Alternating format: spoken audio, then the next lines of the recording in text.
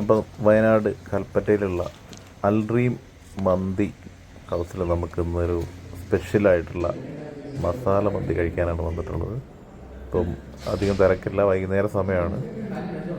പക്ഷേ ഇവിടെ കിട്ടുന്ന ഈ ഐറ്റം അത് മസ്റ്റ് സൂപ്പറാണ്. ഇത് നല്ല സലാഡൊക്കെ നമുക്ക് തന്നിട്ടുണ്ട്, സൽത്ത മയണീസ് തന്നിട്ടുണ്ട്.